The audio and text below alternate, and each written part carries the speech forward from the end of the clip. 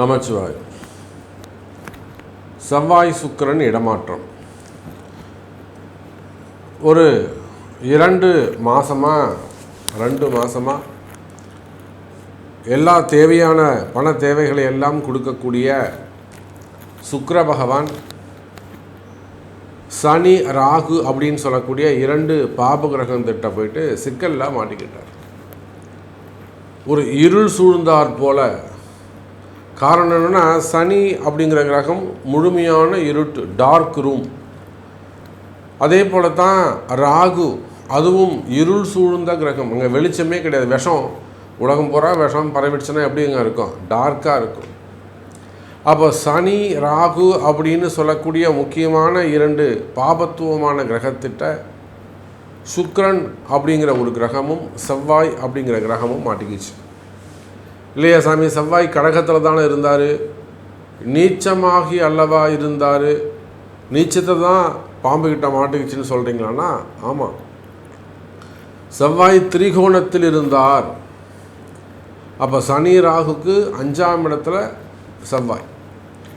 அப்போ திரிகோணத்தில் இருக்கக்கூடிய கிரகம் 1ஆம் இடத்தில் இருப்பதற்கு சமம்.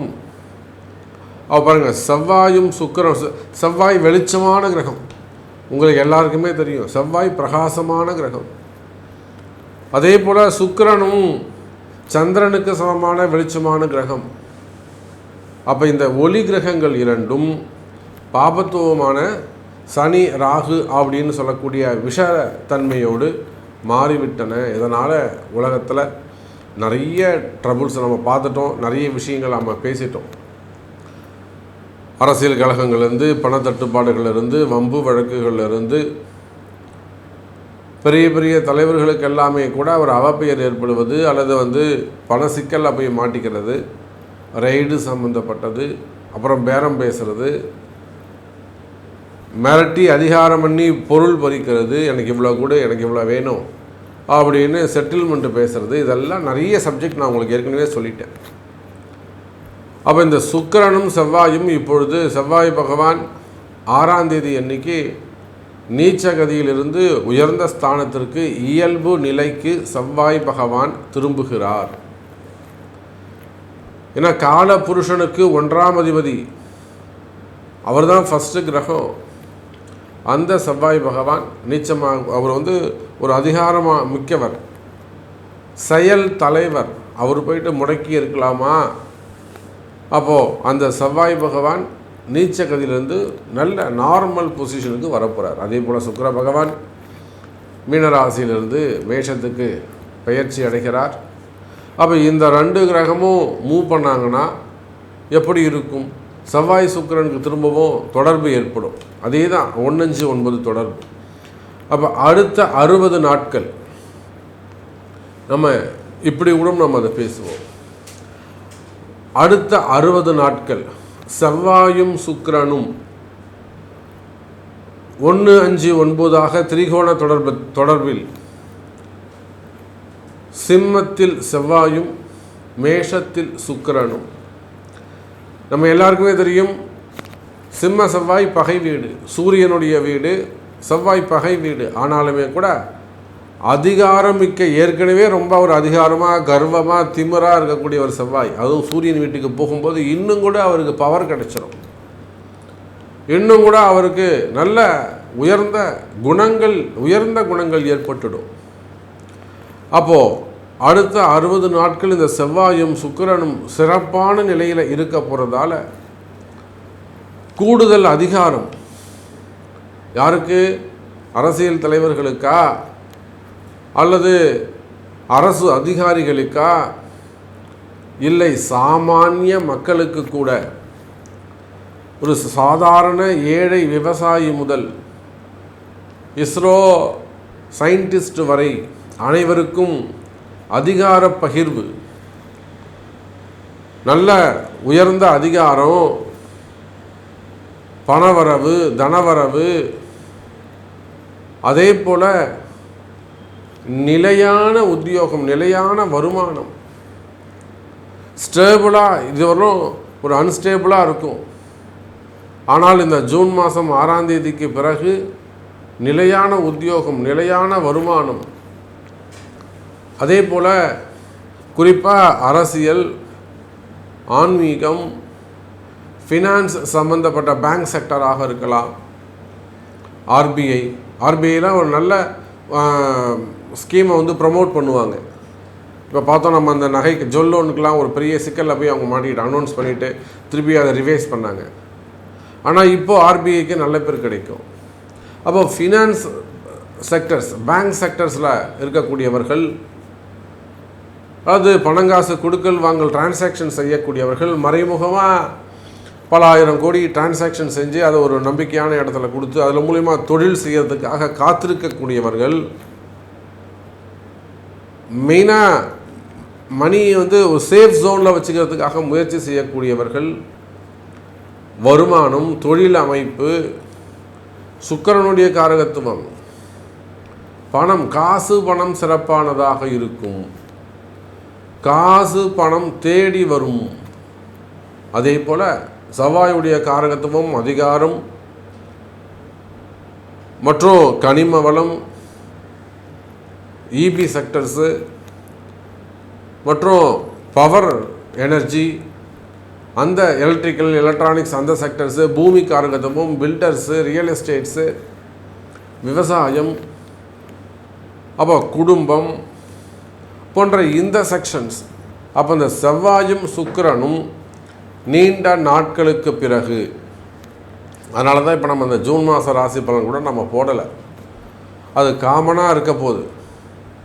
இதில் ஏதாவது ஒரு நமக்கு நன்மை நடக்குமா, நம்ம அர்ஜென்ட்டுக்கு ஒரு வேலை ஆகுமா, நம்ம அவசரத்துக்கு ஏதேனும் ஒன்று கை கொடுக்குமா அப்படின்னு எதிர்பார்த்து காத்திருக்கக்கூடிய அன்பர்களே, உலகம்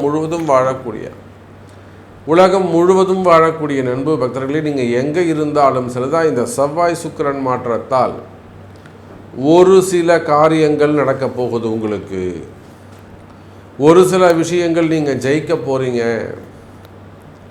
குறிப்பாக பில்டர்ஸு, அதே போல் குவாரிகள், கிருஷர்ஸ்லாம் வச்சு நடத்தக்கூடியவர்கள், கனிம வளம் சார்ந்தவர்கள், குரூப் ஆஃப் கம்பெனிஸு,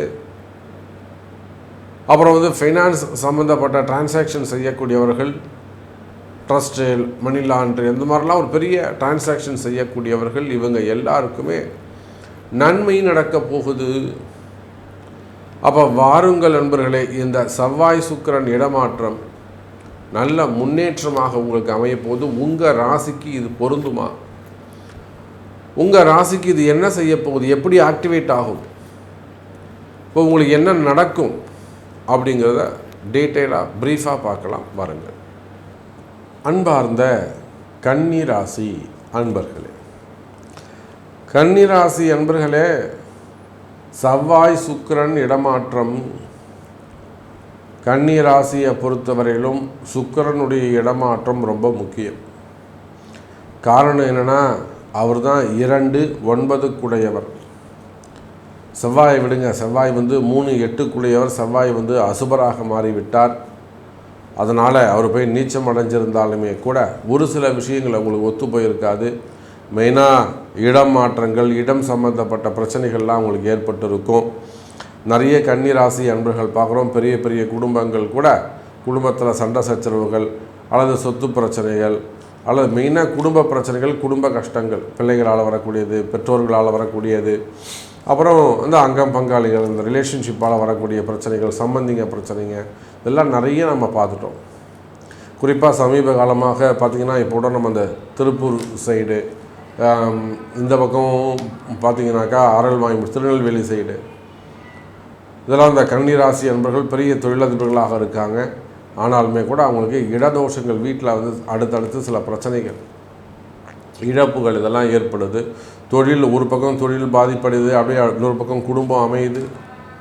அப்போ இதெல்லாம் இடதோஷத்தை குறிக்கின்றது. அப்புறம் நம்ம அவங்களுக்கு அங்கே கிட்ட இருந்து இருவருக்குமே சரி பண்ணி கொடுத்துட்டு வந்தோம். அப்போ கன்னி ராசி என்பர்களே, இந்த செவ்வாயுடைய இடமாற்றம் உங்களுக்கு ஒரு பெரிய சுபத்துவம் கிடையாது. இந்த செவ்வாய் நீச்சமடைந்த காரணத்தினால் உங்களுக்கு பல பிரச்சனைகள் குடும்பத்தில் அல்லது தொழிலில் அல்லது வியாபாரம் செய்யக்கூடிய இடத்துல இதெல்லாம் இடதோஷங்கள், ஒரு சில மறைமுகமான பிரச்சனைகள், இன்னும் சொல்லப்போனால் வெளியில் சொல்ல முடியாத ஒரு சில பிரச்சனைகள் எல்லாம் கூட உங்களுக்கு ஏற்பட்டிருக்கும். அப்போ அப்படி பார்க்கின்ற பொழுது கன்னிராசி என்பர்களே, அந்த பிரச்சனைகளுக்கெல்லாம் தீர்வு கிடைக்க போகுது. சாமி, இந்த மாதிரி ஒரே கஷ்டமாக இருக்குது, இந்த மாதிரி ஒரு பிரச்சனை வந்துடுது, இது எப்படி நிவர்த்தி ஆகுது? ஆனால் அடுத்தடுத்து குடும்பத்தில் ஏதேனும் ஒரு நடந்துக்கிட்டே இருக்குது, இதை தடுத்து நிப்பாட்டணும். ஆண் வாரிசுகள் எல்லாம் அடுத்தடுத்து ஆபத்து ஏற்படுது, அப்போ தடுத்து நிப்பாட்டணும். அல்லது அடுத்தடுத்து எங்கள் வீட்டில் எந்த பசங்களுமே சுகமாக வாழலை, அதை கொஞ்சம் தடுத்து நிப்பாட்டி மகிழ்ச்சியை உண்டு பண்ணணும். இதுபோல் குடும்ப சாபங்கள், தலைமுறையாக வரக்கூடிய சாபங்கள், வழி வழியாக வரக்கூடிய கர்மா வினைகள், இதெல்லாம் சரி செய்யக்கூடிய கால நேரமாக இந்த கிரக மாற்றங்கள் உங்களுக்கு அமைகிறது கன்னிராசி அன்பர்களே. அப்போ இந்த செவ்வாயுடைய நீச்ச நிவர்த்தி என்பது கன்னிராசிக்கு ரொம்ப முக்கியமாக அமைகிறது. காரணம் என்ன? 3 8 நிறைய கன்னிராசி அன்பர்களுக்கு ஆயுள் பாவம் சம்பந்தப்பட்டது மறைமுகமான பிரச்சனைகள். நமக்கு யாராவது ஏதாவது செஞ்சிட்டாங்களா, இல்லை வேறு ஏதேனும் செய்வினை கோளாறுகள் இருக்கா, வைப்பு தோஷங்கள் இருக்கா, மெயினாக செய்வினைகள் ஏதாவது இருக்கா, ஹாஸ்பிட்டல்ஸு, தொடர்ந்து ஹாஸ்பிட்டல் எக்ஸ்பென்சஸ்ஸு, மெடிக்கல் எக்ஸ்பென்சஸ்ஸு, டாக்டர்கிட்ட போகிறது, அதாவது ஸ்கேன் எடுக்கிறது, ரிப்போர்ட் எடுக்கிறது, எல்லாம் எடுத்து பார்த்தா நார்மலாக இருக்கும், ஆனால் வீட்டுக்கு வந்தால் வலிக்கும். அப்போ ஏதோ ஒரு விஷயம் இருக்குது, வெளியில் தெரியாத, வெளியில் சொல்ல முடியாத மறைமுகமான பிரச்சனைகள் இருக்குமே. ஆனால் இதெல்லாம் ஏன் நடக்குது அப்படின்னு ரியலைஸ் பண்ண முடியாத வகையில் பிரச்சனைகள் இருக்குமே. ஆனால் கவலை வேண்டாம் எனதருமை கன்னிராசி என்பர்களே, இந்த செவ்வாயுடைய மாற்றம் உங்களுக்கு ஒரு நல்ல நேரமாக அமைகிறது. செவ்வாயால் உங்களுக்கு நல்ல ஏற்றம் அமைய போகிறது. அதே போலத்தான் சுக்கிரன். இந்த சுக்கிரனை பொறுத்தவரையில் இந்த சுக்கிரன் உங்களுக்கு 2 9 2ஆம் பாவம் மிக முக்கியம், 9ஆம் பாவமும் உங்களுக்கு மிக முக்கியம். அப்போ செவ்வாய் அளவுக்கு கடுமையானதாக இந்த சுக்கிரன் இருக்க போகிறது இல்லை. இயற்கையாகவே இந்த சுக்கிரனால் உங்களுக்கு லாபம் அதிகம் கன்னிராசி என்பர்களே. நீங்கள் கன்னி லக்னமானாலும் கன்னி ராசியானாலும் 2 9 சுக்கிரனால் நல்ல அதிர்ஷ்டம், நல்ல யோகம், நல்ல வளர்ச்சி, இன்னும் சொல்லப்போனால் அற்புதமான கால நேரம், நல்ல வேலை வாய்ப்பு, வருமானம், உத்தியோகம், நிலையான உத்தியோகங்கள், நிலையான வருமானங்கள், கொடுத்த இடத்துல பணங்காசுகள் திரும்புதல், ஒரு இன்ட்ரெஸ்ட் கொடுத்துருக்கிறது, வட்டிக்கு கொடுத்துருக்கிறது, அல்லது ஒரு உதவிக்காக கொடுத்த பணம் திரும்புதல் போன்ற நல்ல நேரங்கள் எல்லாம், நல்ல விஷயங்கள் எல்லாம் உங்களுக்கு நடக்க போகுது கன்னிராசி அன்பர்களே. சுக்கிரனை பொறுத்தவரையில் யோகமான இடத்துல உங்கள் ராசிக்கு 8ஆம் இடத்தில் அவர் அமைந்தாலுமே கூட அவர் 7ஆம் பாவத்திலிருந்து சனி ராகு அப்படிங்கிற 2 கிரகத்திலிருந்து வெளியில் வந்தது மிக சிறப்பு. சனி ராகுங்கிற 2 பாவங்களிலிருந்து அவர் வெளியில் வந்தது, 2 9 சுக்கிரன் வெளியில் வந்து இயல்பு நிலைக்கு திரும்பியது கன்னிராசிக்கு லாபம். ஏன்னா கன்னிராசி என்பவர்களே உங்களுடைய கஷ்டங்கள் என்னன்னு தெரியும். நீங்கள் எவ்வளோ முயற்சி எடுக்கிறீங்க, எவ்வளோ உழைச்சி கொடுக்குறீங்க, ஆனால் உங்கள் உழைப்புகள் எல்லாம் வருமானமாக மாற மாட்டேங்குது. அடுத்தவங்களுக்கு தான் நீங்கள் உழைச்சி கொடுக்குறீங்க. அந்த உழைப்பு உங்களுக்கு சுயமாக இருக்குமே, ஆனால் நீங்கள் சூப்பராக இருக்கலாம், ஆனால் கால நேரம் உங்களுக்கு அந்த வருமானத்தை தரமாட்டேங்குது. அடுத்தவங்களுக்கு உழைச்சி கொடுக்க வேண்டியதாக போயிடுது, இன்னொருத்தருக்கு அடிமையாக இருக்க வேண்டியதாக போயிடுது, சுயமாக செய்ய முடியல. இதெல்லாம் கன்னிராசிக்கு இருக்கக்கூடிய மனவேதனைகள். கன்னிராசி அன்பர்களுக்கு பொதுவாகவே நல்ல மனவேதனைகள் இருக்குது, நல்ல மனசு கஷ்டங்கள் இருக்குது, வெளியில் சொல்ல முடியாத பிரச்சனைகள் இருக்குது. நாம் எப்படியாவது ஒரு வின் பண்ணணும், சுயமாக ஒரு முதலாளி ஆகணும் அப்படிங்கிற எண்ணங்கள் கன்னிராசி அன்பருக்கு உயர்ந்து நிற்குது. ஆனால் காலமும் நேரமும் கை கொடுக்கவில்லை. இப்படியாக கவலைப்படக்கூடிய கஷ்டப்படக்கூடிய கன்னிராசி அன்பர்களே, இதோ இந்த சுக்கிரனுடைய இடமாற்றம் உங்களுக்கு ஒரு நல்ல யோகமாக அமையுது. அப்போ செவ்வாயுடைய மாற்றம் சிறப்பாக இருக்குது, சுக்கிரனுடைய மாற்றமும் சிறப்பாக உள்ளது. இந்த 2ஐயும் பயன்படுத்தி சாமி நான் இந்த மாதிரி ஒரு சப்ஜெக்ட் நான் செய்ய போகிறேங்க, நான் வேலை தேடுறேங்க, நான் வேறு வேலைக்கு மாற போகிறேங்க, நான் தொழிலில் அமைய போகிறேங்க, புதுசாக தொழில் ஸ்டார்ட் பண்ண போகிறேங்க, இல்லை எக்ஸ்டெண்ட் பண்ண போகிறேங்க, திருமணம் பண்ண போகிறேங்க. இந்த மாதிரி உங்களுடைய கேள்விகள் என்னவோ, உங்களுக்கு என்ன நடக்கணுமோ, நீங்கள் எதை செய்ய போகிறீங்களோ, அல்லது ஒரு ஷேர் மார்க்கெட்டில் இன்வெஸ்ட் பண்ணியிருக்கேன் சாமி, எனக்கு வந்து லாஸில் போயிடுச்சு, எனக்கு அந்த பணம் திரும்புமா, இல்லை நான் திரும்பவும் அந்த ஷேர் மார்க்கெட்டில் பிஸ்னஸ் பண்ணலாமா, ஸ்டாக் மார்க்கெட்டில் போடலாமா, போட்ட காசு ஒருத்தர் மொத்தமாக ஏமாற்றிட்டாரு, அந்த காசை நான் எப்படி வாங்குறது, அது வழிமுறைகள் இருக்கா, இந்த மாதிரி பணங்காசு ஏமாற்றங்கள் சம்மந்தப்பட்டது, முதலீடுகள் சம்மந்தப்பட்டது, மெயினாக வருமானம் சம்மந்தப்பட்ட கேள்விகள் உங்களிடத்தில் இருக்குமே. ஆனால் நிச்சயமாக அதுக்கெல்லாம் நல்ல பதில் உங்களுக்கு கிடைக்க போகுது கன்னி ராசி அன்பர்களே. நன்மை நடக்கும். உங்களுக்கு என்ன கேள்வி, உங்களுக்கு என்ன நடக்கணும் என்பதை உங்கள் பிறப்பு ஜாதகம் தான் தீர்மானிக்கும்.